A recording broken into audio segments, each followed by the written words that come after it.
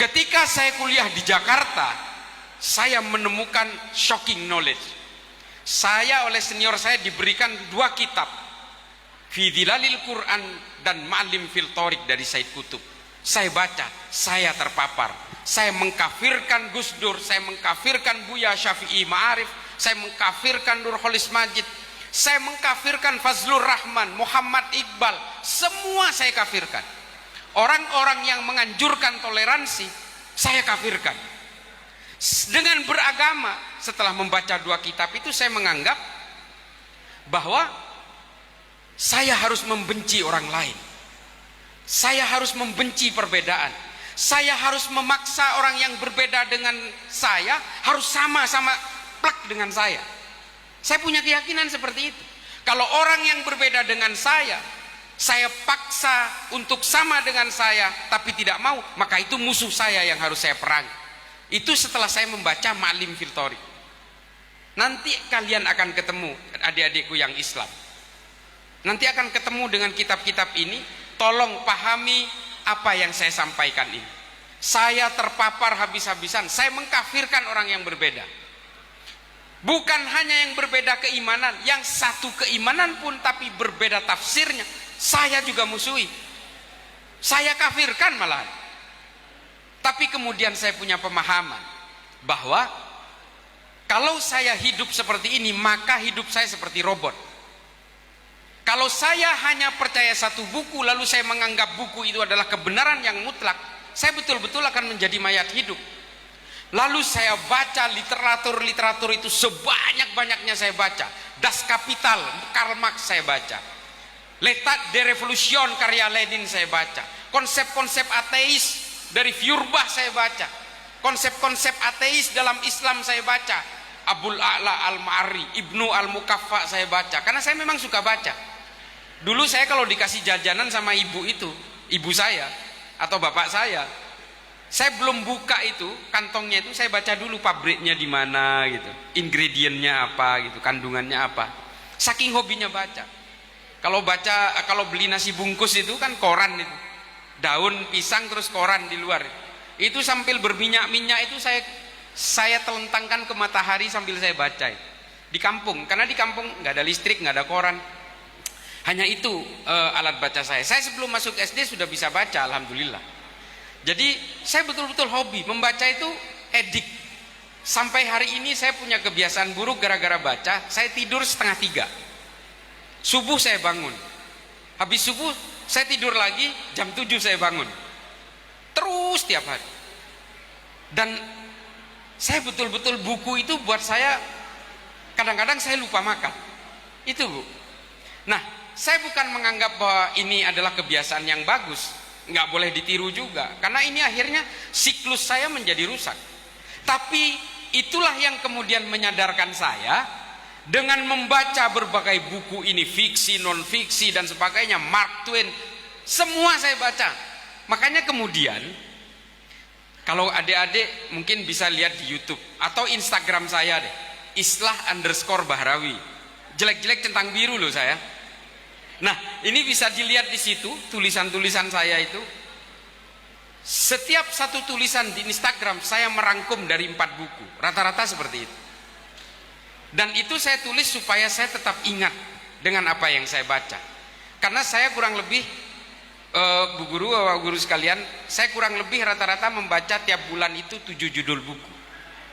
Karena keterbatasan buku-buku bagus yang diterjemahkan ke bahasa Indonesia, memang rata-rata bahasa Inggris. Dan karena memang sudah hobi, apalagi buku-buku filsafat itu kan istilah-istilahnya aneh gitu. Ya sambil merenyit-merenyit gitu. Makanya mata saya rusak. Jauh redup, dekat itu juga redup. Nah, adik-adikku sekalian, apa yang ingin saya katakan ini adalah bahwa kalian harus membuka jendela dunia ini dengan membaca. Perkuat literasi. Dengan membaca kalian tidak akan merasa bahwa alam ini hanya sebadan kalian, bahwa alam ini sungguh lebar. Hominem unius libri, kata Aquinas. Yang paling bahaya itu adalah ketika orang membaca satu buku dan satu buku itu dianggap kebenaran paling mutlak. Itu yang paling bahaya. Nah, Adik-adikku sekalian, kejadian-kejadian yang menimpa umat Islam hari ini bukan hanya kejadian-kejadian yang menimpa kita hari ini. Orang-orang di India, agama Hindu juga ditunggangi oleh Shiv Sena untuk aksi-aksi kekerasan, melakukan persekusi terhadap orang Islam, orang Kristen dan sebagainya. Di Eropa juga dilakukan hal yang sama oleh kelompok-kelompok Baader-Meinhof. Di Myanmar, agama Buddha juga ditunggangi oleh kelompok-kelompok untuk mempersekusi orang beragama lain yang dilakukan oleh kelompok Asinwiratu namanya. Artinya apa?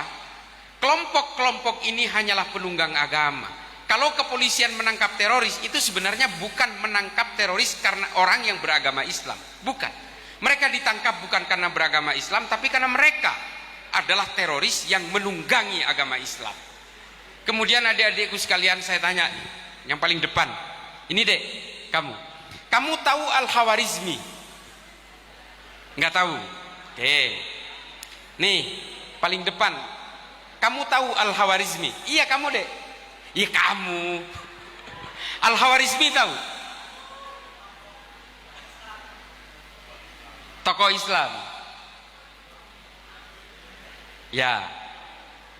Saya nggak mau tanya ibu gurunya lah. Takut nggak tahu juga. Nah, siapa yang tahu Al-Khawarizmi itu siapa?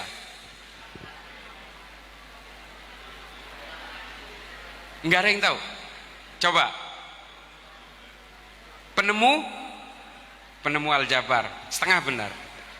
Penemu Al-Jabar, oke.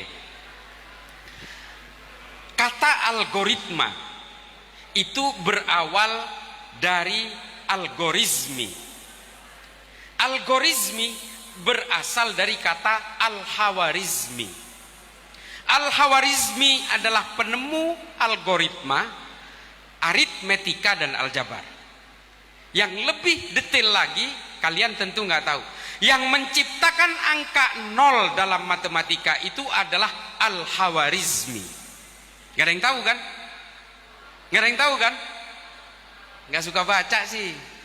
Yang menciptakan angka 0 itu adalah orang India, namanya Brahmapura.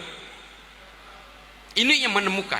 Tapi yang menyempurnakan secara fungsional itu adalah Al-Khawarizmi. Sehingga kita mengenal angka 10, 20, 30 dan kita mengenal hub penghubung antara 1 ke -1 yang kemudian kita kenal sebagai angka 0. Penciptanya Al-Khawarizmi.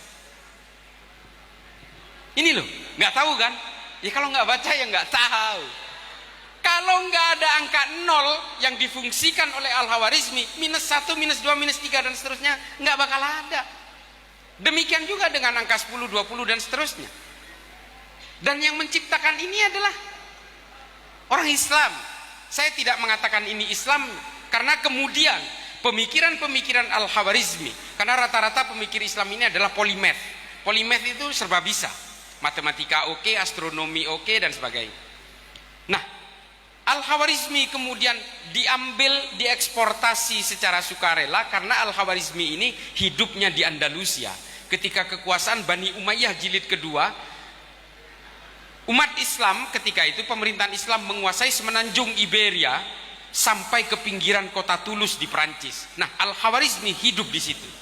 Sehingga pemikiran-pemikiran Islam ketika itu banyak diadaptasi oleh orang Eropa, sehingga akhirnya apa? Keilmuan-keilmuan Islam dan keilmuan-keilmuan lintas agama, termasuk dari pemikiran-pemikiran orang Hindu dan Buddha, akhirnya bertemu di Cordoba, bertemu di Toledo dan Granada. Disitulah timbulnya peradaban Islam pertama dan juga agama-agama di seluruh dunia yang berbasis ilmu pengetahuan. Jadi kalau kalian ingin menjayakan agama kalian, apapun agama kalian, maka kalian harus betul-betul menjayakan ilmu pengetahuan, bukan politik. Bukan politik.